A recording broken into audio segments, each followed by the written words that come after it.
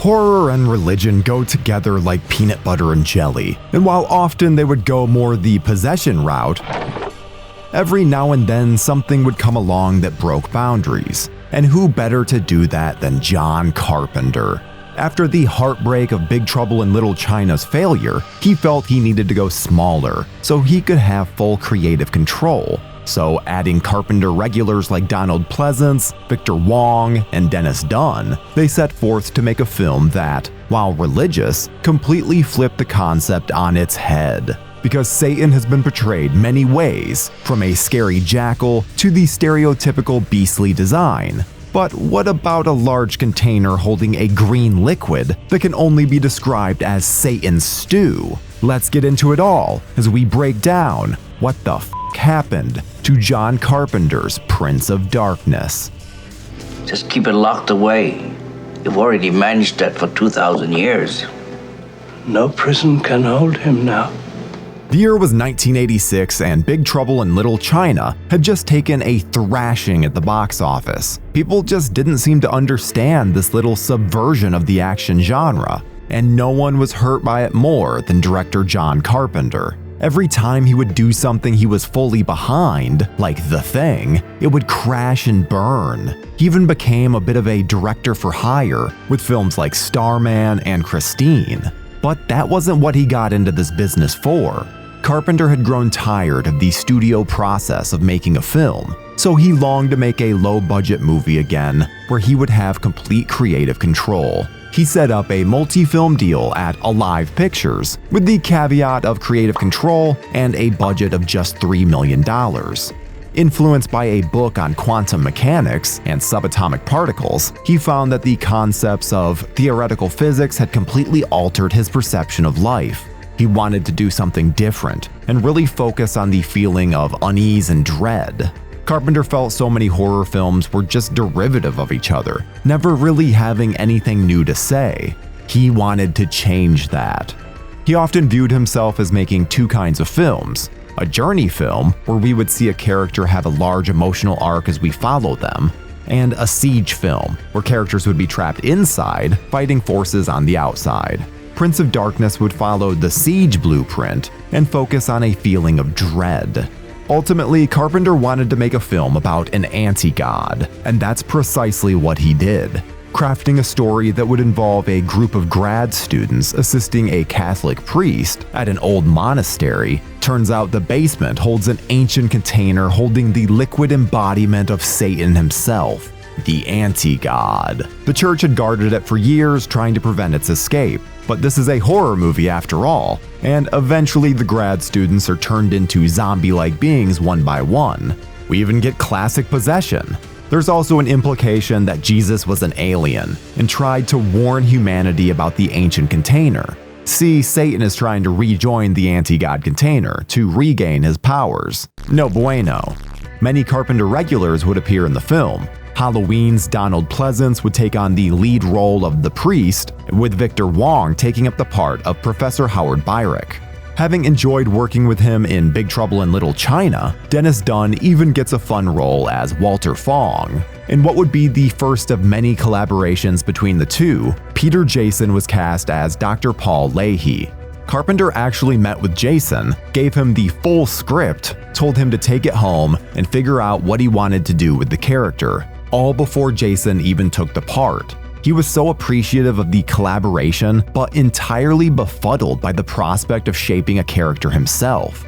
He actually suggested to Carpenter that he make the 7 characters made into zombies during the runtime represent the 7 deadly sins. Carpenter liked the idea but nixed it, saying it was too expensive to rewrite the script at this stage. So the character mostly remained as written.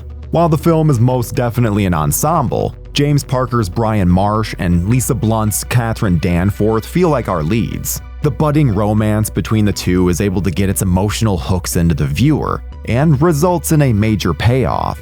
Though, poor Lisa. She sacrifices herself in order to stop Satan from becoming all-powerful, and is instead trapped in the other dimension with them both.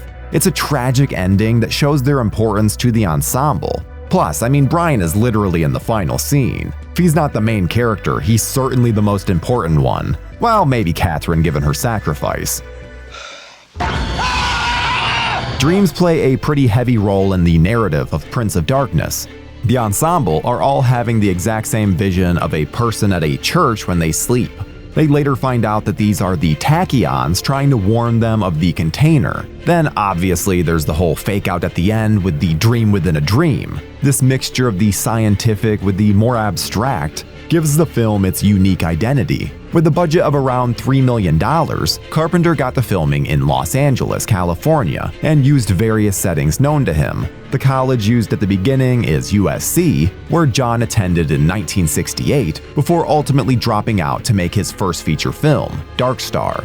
And despite the low budget, John was still okay with spending money on what he felt benefited the story, like an old Tom and Jerry cartoon which featured the devil throwing Tom into a boiling pot. The parallel was just too good to miss out on. John would use many old-school camera tricks for these special effects, like turning the camera upside down to make liquid look like it's falling upwards. For the creepy dream sequences, which would feature a mysterious figure on lo-fi video, Carpenter used a pretty unique method. He first filmed actor Jesse Ferguson with a video camera, only to play it back on a television and re-photograph the TV. It results in a very eerie look. And it may come as a bit of a shock when rocker Alice Cooper shows up. Cooper's involvement came about because his manager, Shep Gordon, was actually a producer on Prince of Darkness. Carpenter had actually met Alice at WrestleMania, where Cooper asked to be in the movie as he'd always wanted to be in a horror film. John agreed, but said he would need to do his bicycle impaling gag, which he had been doing on stage at the time, in the movie. It ends up being a standout death and a nice little Easter egg for fans of the rocker. And this wasn't Cooper's first time getting involved with horror, having also contributed the rocking track Man Behind the Mask in Friday the 13th Part 6. Hell, just look at his whole shtick. He clearly had a love and appreciation for the genre. Ironically, post-production on Prince of Darkness occurred at Walt Disney Studios, giving quite the contrast between the material at hand and the House of Mouse. Carpenter also decided he didn't want to be credited as the writer, so he used the name Martin Quatermass instead, a nod to the character Bernard Quatermass. While Carpenter is known for scoring most of his films himself, he often has a collaborator. Alan Howarth joined forces with Carpenter to give us yet another iconic score, which would be one of his last with the director, after being with him since Escape from New York. It was so good that the Prince of Darkness score was actually nominated for a Saturn Award, though it lost out to Alan Silvestri's Predator score. Alice Cooper would even provide a song with the titular name that would actually play in Etchison's headphones when he dies. Henry Rosenthal would design the poster for Prince of Darkness, which went for a more abstract visual given the high concept of the narrative, and it's considerably better than the poster which mostly featured Alice Cooper's face. How does this say anything about the movie? If anything, it looks like Alice Cooper is the prince the title speaks of. They definitely could have done better. Before we continue with our video, here's a reminder to click the Store tab on any of our JoBlo channels and browse our collection of the latest and freshest designs in our merch store. Go get you some. We must translate this book. You must prove it scientifically. Convince the outside world. The outside world doesn't want to hear this kind of bullshit. Prince of Darkness released in the United States on October 23, 1987. It would end its box office run at over $14.2 million worldwide. Given its $3 million budget, this was a great success for Carpenter and Alive Films. Despite the multi-picture deal, they would make just one more film together, the next year's They Live with Rowdy Roddy Piper. But that's a story we'll have to touch on another time. For the television release of Prince of Darkness, there were multiple changes made, with the most significant being the opening of the film. The credits are considerably shortened, and there's an implication that the entire film could simply be a dream that Brian Marsh is experiencing. Yikes. Our lovely friends at Scream Factory released an awesome 4K of the film that is truly the best way to view Prince of Darkness, and the commentary by Carpenter and Peter Jason is absolutely wonderful, with the two old friends giving each other shit and having a great time throughout. As good as the film is, The commentary makes it even better. I don't know anything about lighting, so tell me about this lighting. Well, you've got your actors there, and you put lights on them so that you can photograph them, basically. Amongst the vast filmography of John Carpenter, Prince of Darkness may not be the flashiest, but it does something wholly unique, providing us a look at Satan in a way that we've never seen before. This is one you don't want to let slip past you. And that, my friends, is what the f happened to John Carpenter's Prince of Darkness. They had to die, to fade away as the whole was thrown back and repelled. We're safe, but he's waiting on the other side.